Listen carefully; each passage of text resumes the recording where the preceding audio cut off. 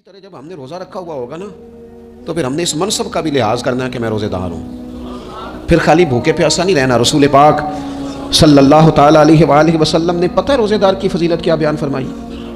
اللہ کے محبوب صلی اللہ تعالیٰ علیہ وسلم فرماتے ہیں کہ رب فرماتا ہے ابن آدم کا ہر عمل اس کے لیے ہے، روزہ میرے لیے. اور فرمایا میں خود جزا دوں گا روزے کی، میں خود جزا دوں گا روزے کی. اور حضور فرماتے ہیں روزہ ڈھال ہے. جو شخص روزہ دار ہو وہ بےہودگی سے، فحش گوئی سے اجتناب کرے.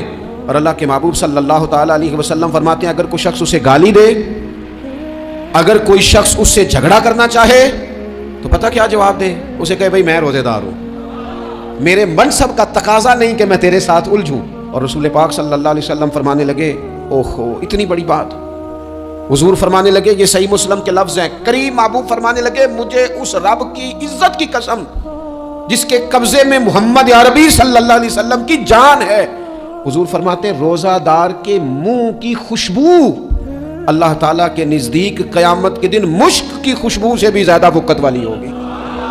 اس کے منہ سے جو خوشبو آتی ہے قیامت میں مشک پیچھے رہ جائے گا. اور رب کی بارگاہ میں صرف روزہ دار کے منہ سے اگر تیرے منہ کی خوشبو رب کو اتنی پسند ہے تو تجھے بھی تو اپنے منصب کا خیال ہونا چاہیے کہ میں نے روزہ رکھا ہوا ہے، میں روزہ دار ہوں.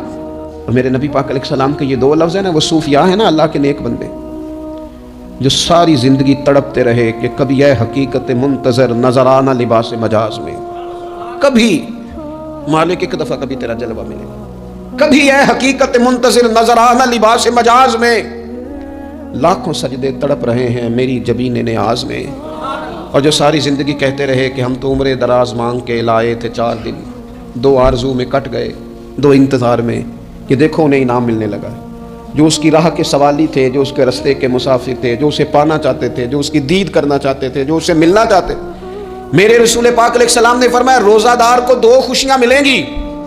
ایک خوشی اس وقت ملتی ہے جب وہ افطار کرتا ہے، اور فرمایا ایک خوشی اس وقت ملے گی جب وہ اپنے رب سے ملاقات کرے گا، جب وہ اس سے ملے گا تو اس وقت روزہ دار کو خوشی ہوگی. میرے دوستو خوشی تو جو ہوگی سو ہوگی، لیکن یہ لفظ بڑے حسین نہیں کہ روزہ دار کی رب سے ملاقات ہوگی. یہی لفظ بڑے باکمال نہیں. ایک روایت میں تو یہ ہے نا کہ روزہ میرے لیے ہے میں اس کی جزا دوں گا، اور ایک روایت میں یہ ہے کہ روزہ میرے لیے ہے اور رب فرماتا ہے میں خود روزے کی جزا ہوں. یعنی باقی نیکیوں پر ثواب ملے گا، روزہ رکھنے والے کو رب رحمان ملے گا. نبی اکرم صلی اللہ تعالی علیہ وسلم کے امت کے صوفیاء نے نا کچھ چیزوں کو بڑا کھولا ہے. عارف رومی کہتے ہیں کہ ایک دن نا محمود غزنوی نے خزانوں کے دروازے کھول دیے اور فرمایا بھائی میں نے آج ہر چیز کھول دی ہے، جو جس چیز پہ ہاتھ رکھے گا وہ اسی کی ہو جائے گی. لوگ دوڑے، کوئی سونے کی طرف، کوئی چاندی کی طرف، کوئی جائیدادوں کی طرف، کوئی خزانے کی کنجیوں کی طرف، کوئی بڑے بہترین گھوڑے اور اونٹوں کی طرف. لوگ دوڑ گئے، جو جس پہ ہاتھ رکھے گا اسی کا. سب بھاگ گئے. ایاز بیٹھا ہے، نہ وہ حسن میں رہی شوخیاں، نہ وہ عشق میں رہی گرمیاں، نہ وہ غزنوی میں تڑپ رہی، نہ وہ خم ہے زلف ایاز میں. وہ لذتیں کہاں؟ ایاز چپ کر کے بیٹھا ہے. پھر محمود نے ایاز کی طرف مخاطب کر کے کہا ایاز اٹھنا نہیں، آج لوٹ سیل لگ گئی ہے، جو جس چیز پہ ہاتھ رکھے گا اسی کی.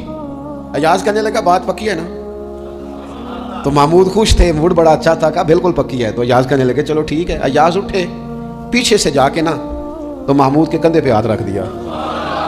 محمود کے کندھے پہ ہاتھ رکھا. محمود کہنے لگے یہ کیا بات کا؟ آپ سے میں نے پوچھا تھا بات پکی ہے، جو جس پہ ہاتھ رکھے گا اسی کا نا. تو تھوڑی دیر پہلے مسکراتے چہروں میں آنسو آ گئے. ایاز بھی روئے تو محمود بھی روئے.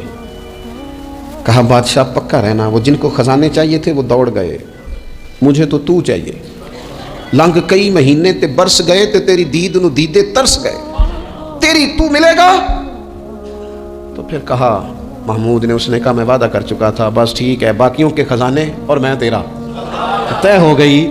فرمایا باقی نیکیوں پر ثواب ملے گا، اور روزہ رکھنے والے کو رب رحمان ملے گا، اللہ کا قرب ملے گا. دیکھو نا وہ خاص انسان کو کیفیت حاصل ہوتی ہے روزے میں، رب کے ہونے کا یقین. وہ جو صوفیاء کہتے ہیں نا مراقبہ کرو، وہ نصیب ہوتا ہے. یعنی کسی کو کیا پتہ ہے اس کا روزہ ہے کہ نہیں؟ اکیلا ہے نا گھر میں، فریزر بھرا ہوا ہے، نہیں نہ کھاتا. کیوں؟ اسے پتہ ہے میرا رب میرے ساتھ ہے، میرا رب مجھے دیکھ رہا ہے. بس یہ تصور توحید پکا ہو جاتا ہے رمضان. تو پھر اللہ تبارک و تعالیٰ کی بھی خاص رحمت اور کوئی خاص ہی اعزاز. حضور فرماتے ہیں جنت کے کئی دروازے ہیں، ایک باب الریان ہے، اس سے صرف روزہ دار گزریں گے. آواز ہوگا روزے والے آ جاؤ، وہ آ جائیں گے، فرمایا اس خاص دروازے سے گزرو، جب گزر جائیں گے تو فرمایا بند کر دو بھائی، اور کوئی نہیں گزرے گا یہاں سے، دروازہ ہی مخصوص ہے، ان کا اعزاز ہی ذرا زیادہ ہے۔ تو میرے عزیز، رمضان شریف کے اندر وہ منصب کا بس خیال رکھیں کہ میں روزہ دار ہوں۔